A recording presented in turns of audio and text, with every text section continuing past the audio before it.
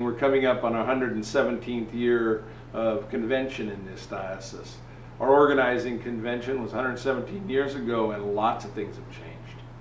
I've got to tell you, it's an exciting thing to be the bishop of this diocese during this period of time. There are so many wonderful things going on, things that you folks out there are responsible for.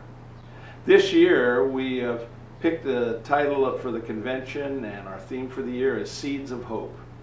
And that idea came from Tim Alderson, who's sitting next to me. But it came out of lots of conversations and discussions where we talked about what was the next thing that was really needed in this diocese. We had a couple of great examples of people doing agricultural ministries. One of those agricultural ministries is the Abundant Table up north in Ventura County. Another one in Westchester, where Father Peter Rood has done unbelievable things just with edible landscaping. And another one is the wonderful ministry of agriculture that's down at Camp Stevens on a little plot of ground that they rent, and a farm that they rent, that gives them the ability to grow the resources and the food for the community there. When Horsfall Johnson came here, he probably never perceived that we would be as large a metropolitan area as we are, and that there would be 11 specific metropolitan areas within the Diocese of Los Angeles.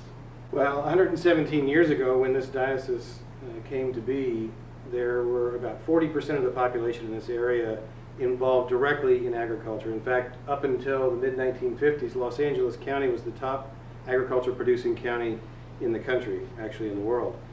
A lot has changed since then. Now there are just a little over 1% of the population is involved in feeding the rest of us. And what that has resulted in is, among other things, a real disconnect between us and the sources of our food. And that has resulted in a crisis of obesity, other metabolic disorders, diabetes, all sorts of things that affect us across the scale. We have people in this diocese who literally don't know where their next meal is coming from, and some of those same people are obese. How does that happen?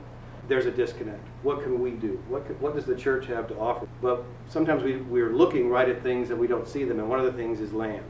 And we have the capacity to produce an enormous amount of food in this diocese. And there's a lot of folks who have been doing just that for a very long time, but have been doing it as individual, isolated programs around the diocese. And what we've begun to do is to pull all of these folks together as a community and to take a diocesan approach to producing and distributing food. And that with those resources and that encouragement that already exists, help other parishes begin to enter this work and see the ways in which they can produce food and share resources that we didn't know we had, and to make a direct impact in the health and wellness of individuals and communities, both physically and spiritually. 117 years ago, we began something. We're not going to be able to finish it in my tenure as bishop, but we're going to start something that might go on for another 117 years.